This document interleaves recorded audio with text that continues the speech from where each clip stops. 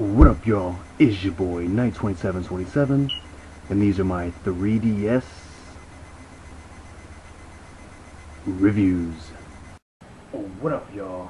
It's your boy Knight2727, and this is my review for the amazing Spider-Man for the 3DS.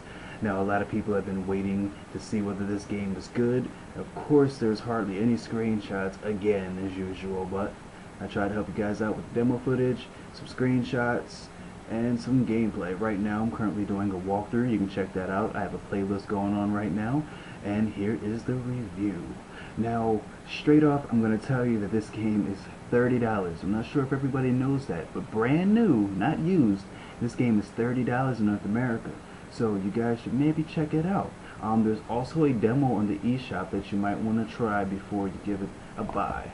So, I think I gave it a fair score. I played this, played it all the way through along with the PS3 version, so I have a sense of, what the game should have been, or, how it compares to the console version, and surprisingly, it held up well because it's almost the same exact experience without free roam, but it does make some solid substitutions for not having free roam. So, stay tuned and let's see whether the amazing Spider-Man for the 3DS is worth $30. Alright, and you guys know how I do my reviews. A maximum of 10 points for each category, starting with graphics, gameplay, sound, and replay value. Onto the scoring system, 40 points gets you an A, 35 gets you a B, 30 gets you a C, 25 gets you a D, 20 gets you an F. Anything below isn't worth the money, sad face. Alright, now let's get on with the review.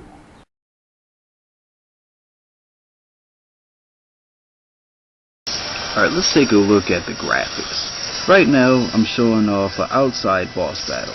Now, this same boss battle was in the console version of the game. Now, if you alter the camera a bit, you can see all the city around it. So if this game did have free roam, it would look just like this. Right now, I'm confined to the small park area, but it still looks good.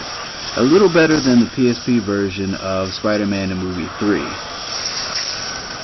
Which still surprises me that this version does not have free roam, because the 3DS is clearly more powerful than the PSP. The character models look great up close, as you see Spider-Man, and even down to the boss itself, shooting good lasers, and this all looks great in 3D. The graphics aren't as bad as it looked in the demo. A lot of people said that the graphics were terrible, but you really need to play the game to judge the graphics.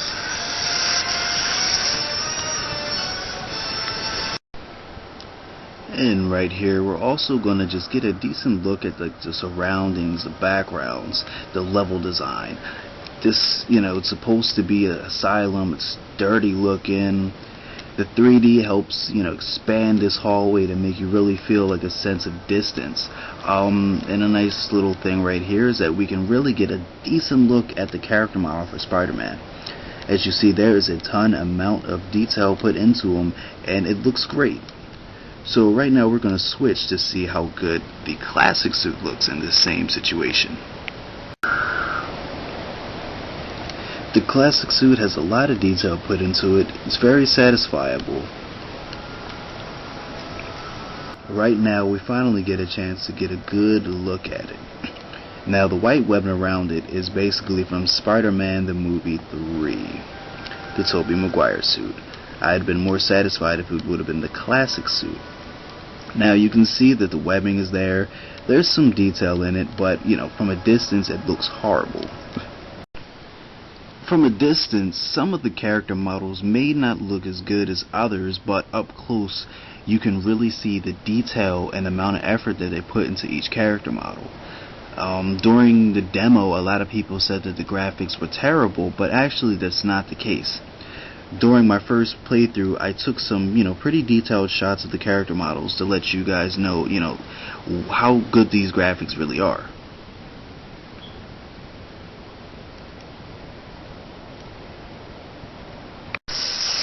And right now I'm using the classic suit. I wanted to finish the graphics part off doing this mission right here. Now let's take a look at everything right now. This is the one mission that everybody's been talking about. It's a little bit of free roam, and this is exactly what it would look like if you were on the higher end of the buildings.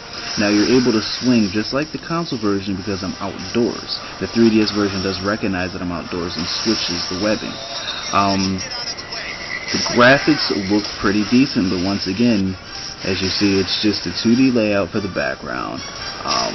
Some of the buildings pop in and out as you get closer. The buildings up close look pretty good, look dirty, but it still kind of looks like a mediocre PSP game at some times. But you know, the action is consistent, the frame rate is good, character models look great up close. You know, just some of the suits don't look as good as the others, but it's still a great looking title, and I'm going to have to settle for an 8 out of 10 in the graphics department.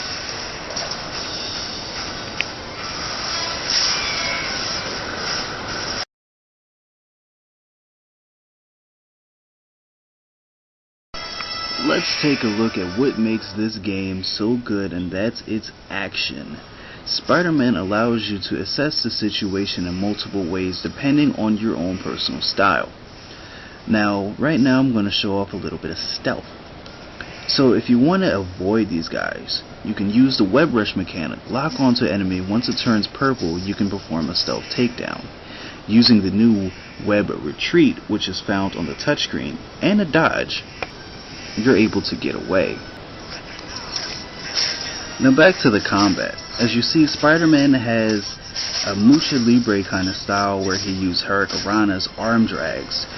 Hurricanrana example right there. German suplexes. Well, that's an arm drag right there. German suplex. See? There's a lot of different variations of Spider-Man moves, so it feels fresh this time around. Now during, I'm able to jump over, attack from behind, flip out the way, throw a vending machine at him. It's just so much you can do. Web retreat, go hide a bit, come zip back in. This is the best gameplay in any Spider-Man game so far. So when there's a lot of gameplay, you can't really complain and say that it's repetitive because there's so many different options depending on your own personal style. And it doesn't just stop there. You're able to pause the game, go to upgrades. You have your tech upgrades, which we can take a look at now. As you see, there's different kind of upgrades for your web skills and the suit. When you look at it, they tell you a brief description of what each upgrade does. Your web strength, your rapid fire, your webbing impact, the web cyclone, your webbing reach, and also there's your XP upgrades. Every time you level up, you get a point. So now all attacks do 25% more damage. I can level that up. And also, some of the upgrades have not just one upgrade, but 2 or 3.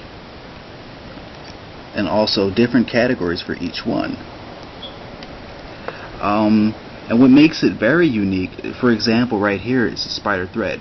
When performing a stealth takedown, Spider-Man will lift an enemy to the ceiling away from easy detection, indoor environments only.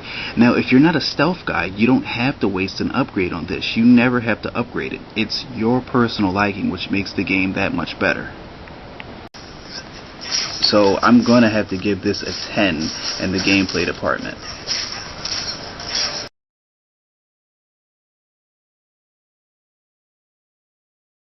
So right now, let's take a quick listen at the sound. There's plenty of voice acting, there's plenty of audio tapes to listen to after you beat the game or after you find them in a level. Mr. Smythe, I presume, the one and only.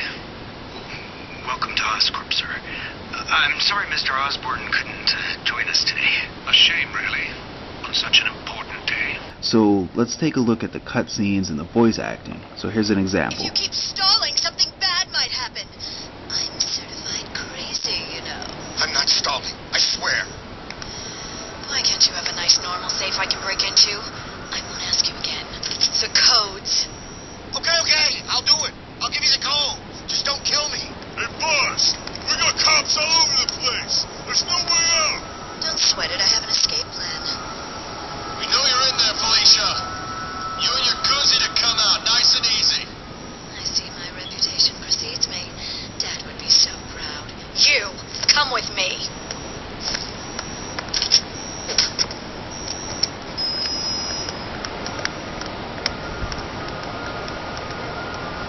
So there's plenty of voice acting, plenty of emotion in the character voice acting. So for the sound department, I'm going to have to give The Amazing Spider-Man a 10 out of 10.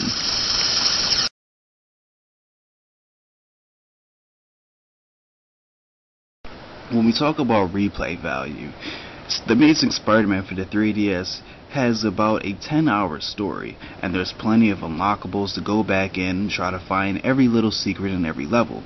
Now right here I'm able to look around and see what other missions that I want to do.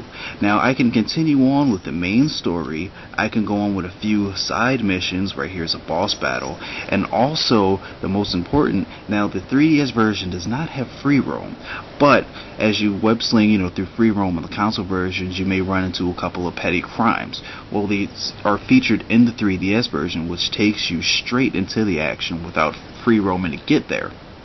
Now which makes it interesting is that they break it off into different categories. Now right here is a quick example of the Brawl. Pretty much is you eliminate all of the enemies and then rescue the hostage. This breaks it up from you having to repeat all the story missions over and over and eventually beating the game very fast. You will have these missions to do, and it's not just Brawl. There's also stealth only missions where if you get caught you fail the mission, and it's only a stealth option to complete it.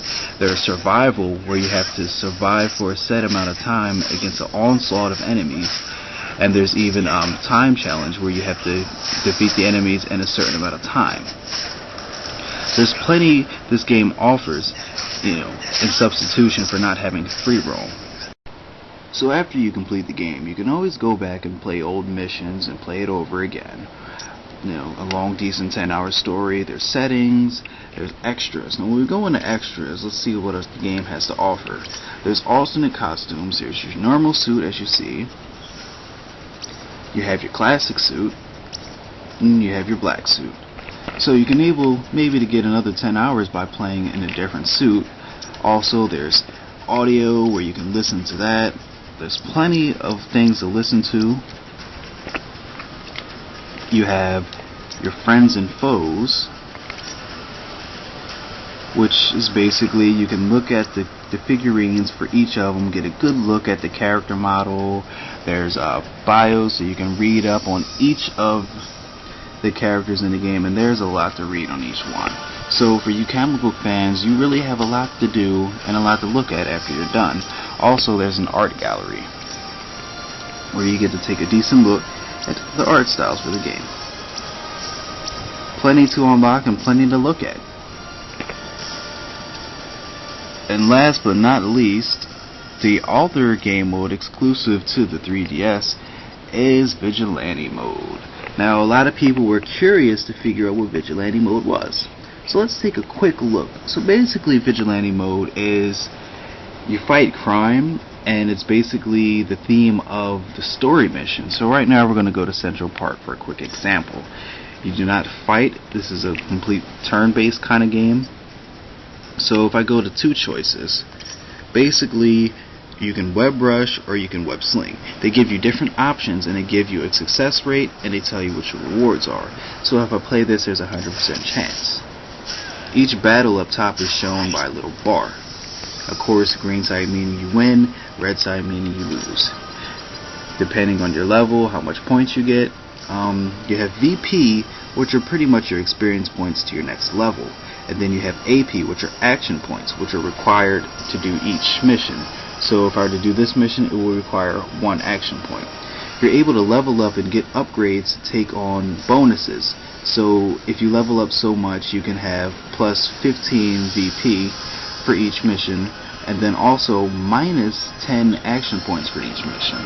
So it's pretty good leveling up, and that will help you beat it. And once again, you really have to complete this mode completely just to get the black suit.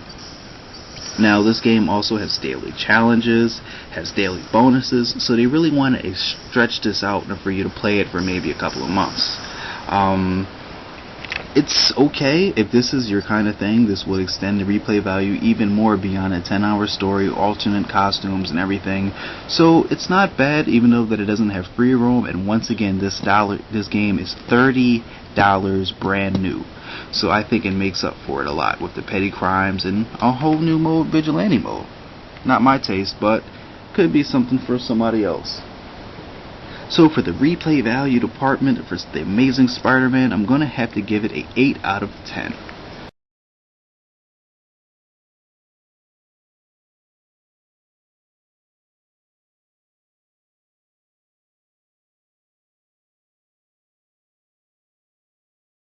That's right, The Amazing Spider-Man got a 35 out of 40, which scores itself a healthy B.